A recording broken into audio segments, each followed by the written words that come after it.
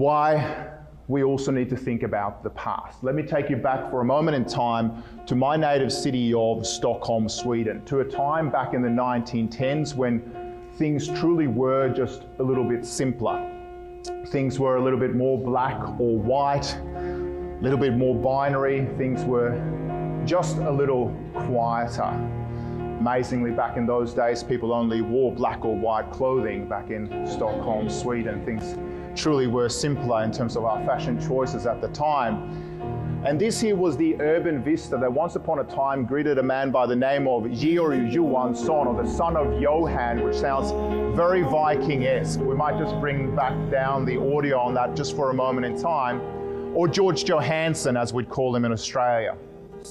As the second oldest son on the family farm, he had few inheritance rights, and as a result, he had to make his own commercial future in the cityscape of Stockholm. And his commercial opportunity after completing a retail apprenticeship for nearly 6 years was to take his life and venture capital and breathe life into his first bricks and mortar shop in the analog world.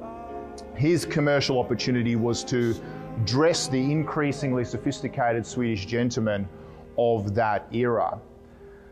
Now, this was a time before YouTube, before Zoom calls, before Instagram husbands, even before selfie sticks, when looking into a camera was still very much of a technological novelty.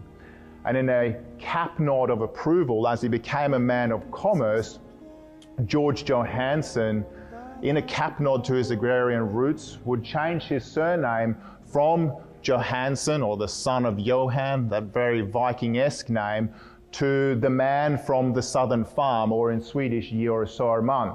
He's my great-grandfather, and as you can tell, he must have also been a bit of a futurist because he's got an awesome haircut, a cool little pocket square, and where you can also see that we share some genealogical traits with North Korean dictators. He invested in the latest technology of the era, the neon sign, to win the then analog hearts and the then very analog minds of yesteryear's customers. But for my mother, Birgitta, who looks pretty amazing for a 106-year-old, as you can tell, we moisturize in our family and she dresses me every day of the week. For her, the business environment has shifted underneath her feet. My mum feels very, very comfortable in the physical world, face-to-face, in the analog world, but she struggles with a digital world that she thinks of as digitally dehumanized. And for many years during an era of digital disruption, the way people interacted, of course, shifted out of the analog world into the digital future, a future she feels very, very uncomfortable with. Now, my mum is my toughest pro bono client, as you can imagine. By the way, she describes me as her son, the one who used to be a lawyer, who's now a glorified astrologer. There's no one like your parents to tell you what you truly do for a living. Today, of course, the customer will walk into the shop, and after spending time with mum and her telling them about the goods, the family businesses around the world that she sources her products from, and after a cup of coffee or a glass of wine, they'll scan a barcode or two, incentivized with a 5% discount from amazon.com/fashion to contribute to their real-time pricing cloud comparison tools. They'll say, hey, we'll think about it, and you know they're not going to think about it. They then exit the store to the sound of a very lonely little bell, go around the corner, and then order the item on mrporter.com instead. This, of course, has been brutalizing my mum's business model. Now, COVID-19, we know, shone a light not only on underlying health conditions, but also underlying health conditions for businesses. And the fact is that mum's business immune system was not prepared for that future. The way she ran her operations, in many ways in a very physical, analog setting, was perfectly prepared for a world that simply no longer exists. Now, she is my toughest pro bono client, and a few years ago I wrote a little love letter to my mum called Digilogue, How to Win the Digital Minds and the Analog Hearts of Tomorrow's Customers, where I argue that, Mum, the digital future is not necessarily about throwing away the analog baby with the digital bathwater, but it's about embracing these two worlds together, the digital and the analog. Unfortunately for me, the person I wrote this little love letter for has not yet read the love letter. I feel like a stalker to my own mum, and you probably just feel like you're part of a family therapy session so far. Okay. Now, my mum struggles with change. She struggles with moving out of the analog physical world into the digital future. But of course, that's the future we've all been thrown into, whether we like it or not. Of course, the problem with change is that change doesn't really care whether we like it or not. My mum likes it or not, I like it or not. It's always going to happen without our permission. And when the rate of external technological change trumps the rate of curiosity, innovation and agility inside of an organization, like my mum's little shop in Stockholm, Sweden, sooner or later we'll find ourselves in deep, deep trouble. My futurist forefather Alvin Toffler once said that the illiterate of the 21st century are not those who cannot read and write, but those who cannot learn, unlearn, and relearn. And I think with 10 years worth of digital acceleration being compressed into a single year, that mantra has never been more true. In April last year, sadly, for my mum and my father, they had to file for bankruptcy. Now, they pointed the finger at the pandemic, people not shopping like they used to.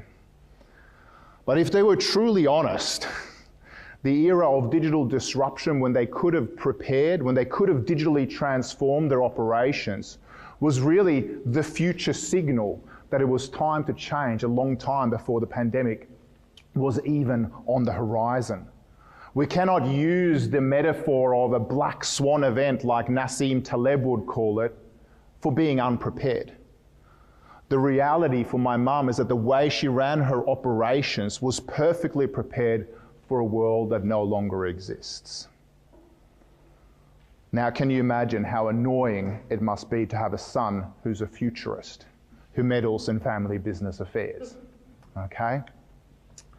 The research shows us that when there's a pandemic or when there's a recession, organizations that innovate outperform the competition. Now, in a business setting, in a civilian setting, what was shown during the Great Recession in the United States is that organizations that innovated during the during the Great Recession outperformed their peers by 10% during the tough times, but by 30% during the economic recovery.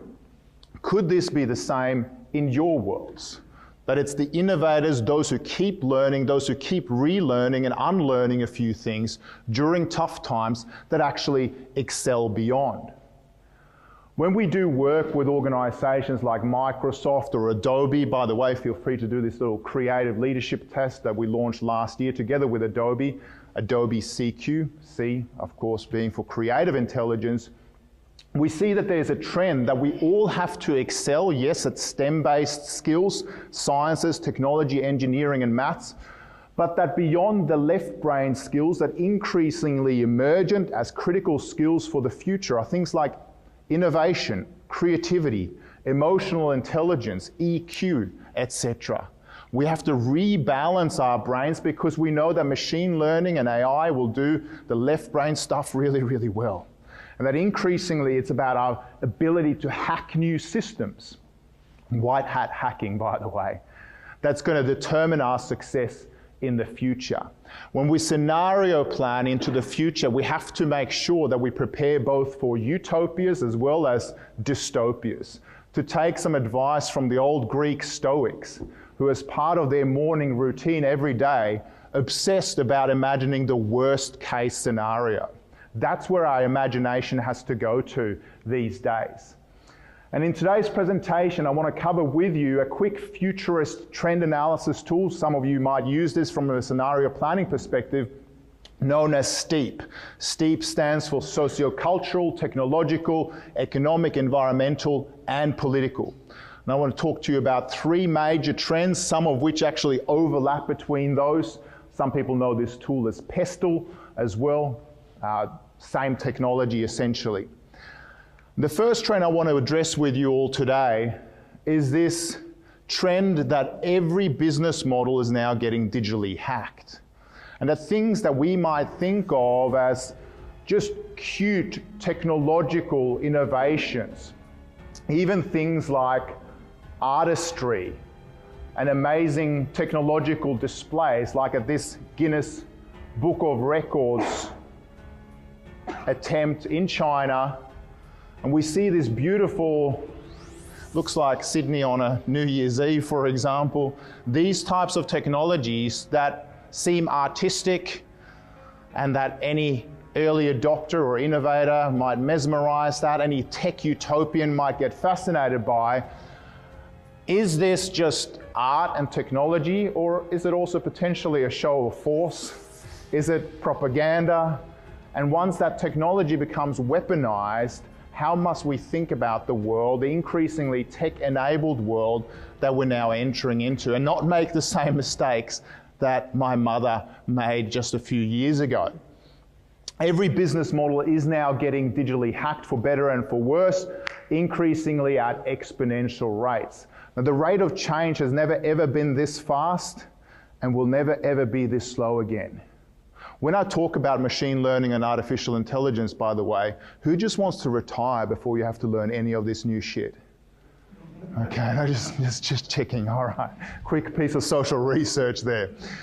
Now, back in the 1960s in Stockholm, Sweden, the Swedish government decided we were going to shift. Now, it's hard for people to shift from the analog world into the digital world. It's also hard for us to shift lanes. Change management is one of those massively difficult things for all of us as humans. We don't like change necessarily.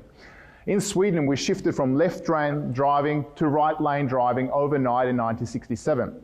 The big change management mantra was just smile. We're all just new at this. Isn't this a wonderful change management mantra, by the way? Just smile, we're all just new at this drone technology stuff, all right? You can see there was every ambulance chasing lawyers, Disneyland. Let's compare and contrast that with the visuals that you see on your right. And imagine for a moment sending your kids, your nieces, maybe even your elderly grandmother confidently on her way to the retirement village across this little intersection. Now, my mum says, Anders, the digital world feels a bit digitally dehumanized.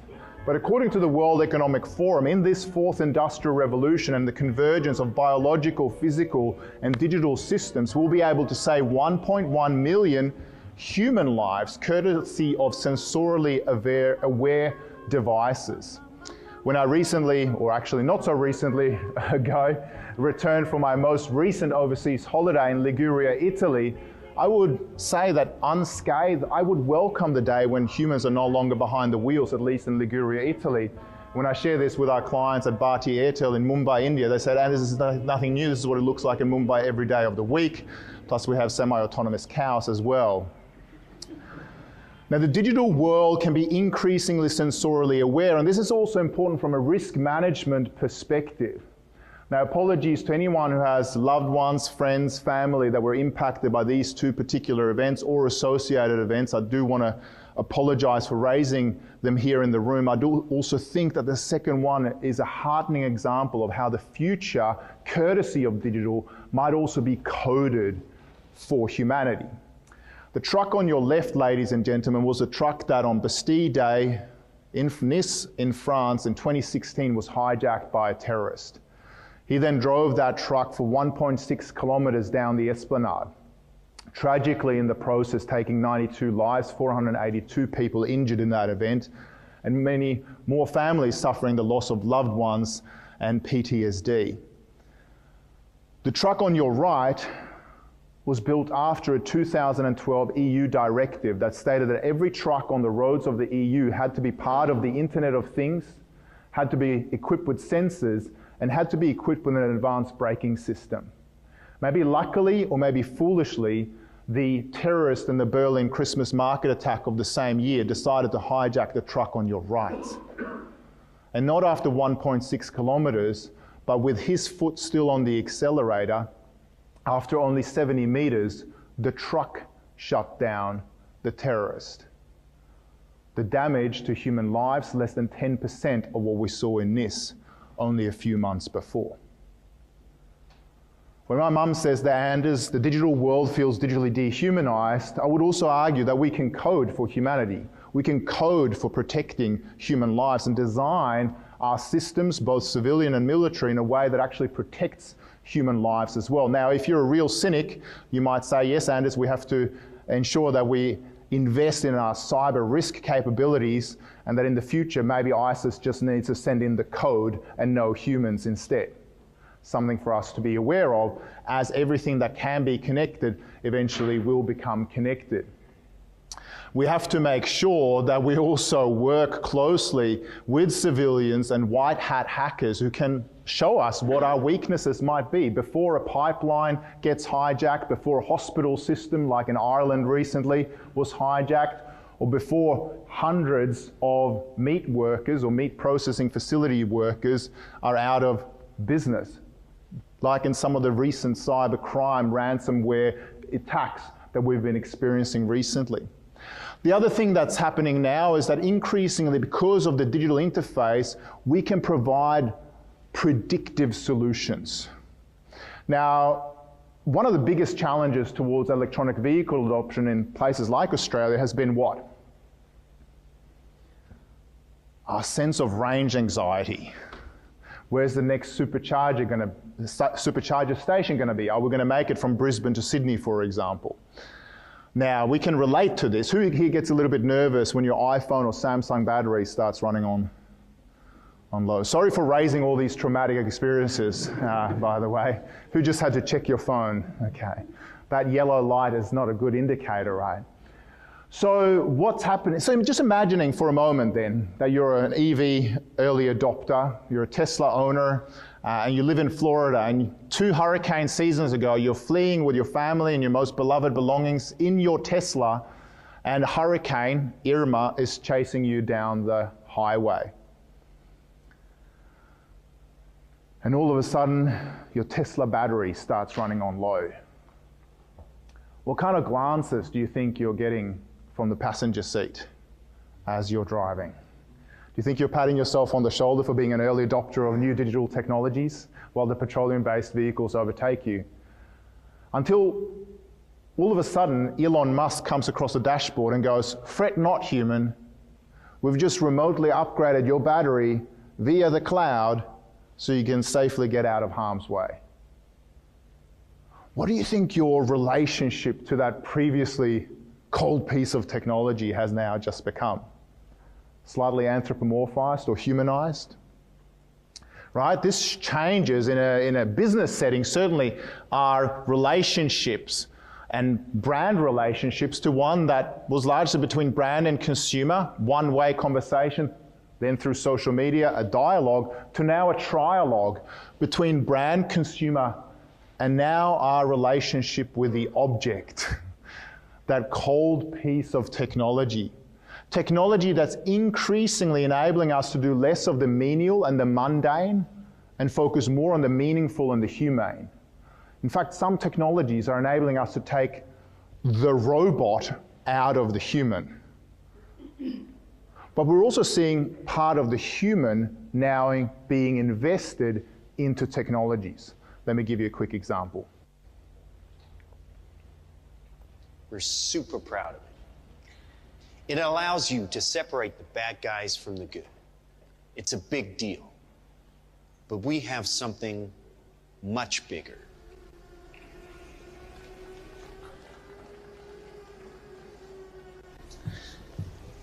Your kids probably have one of these, right?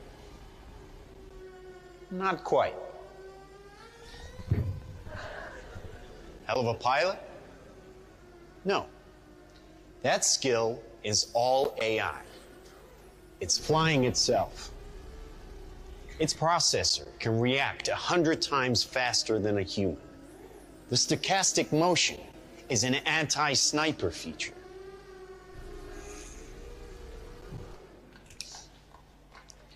Just like any mobile device these days, it has cameras and sensors, and just like your phones and social media apps, it does facial recognition. Inside here is 3 grams of shaped explosive. This is how it works.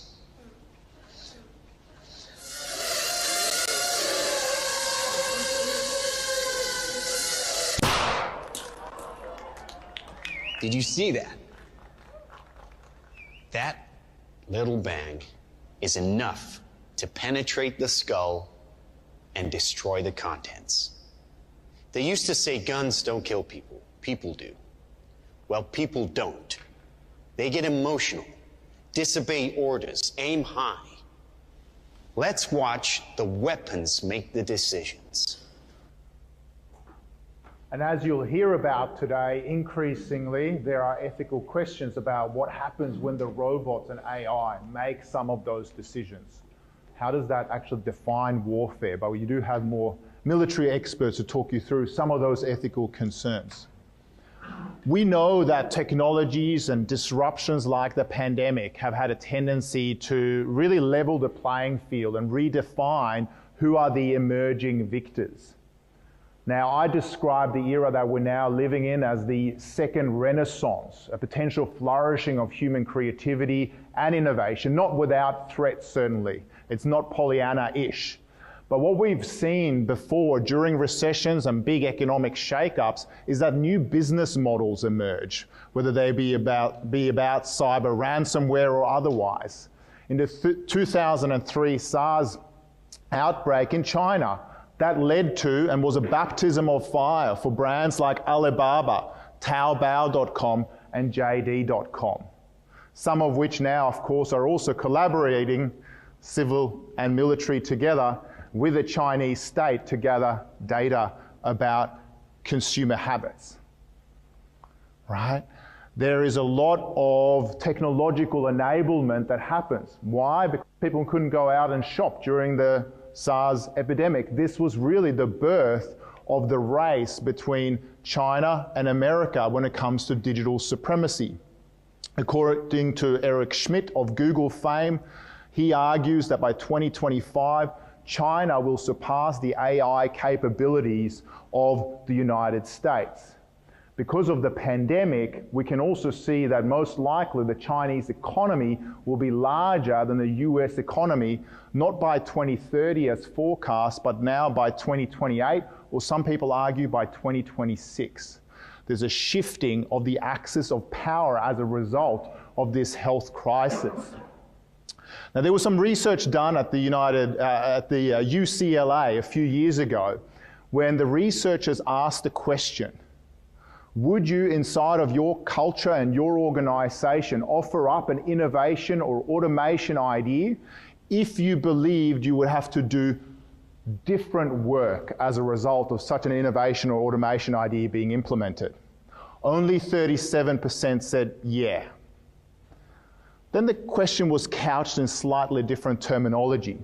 If you believed that you would be able to do better work as a result of such technology being implemented, would you gladly offer up an innovation or automation idea?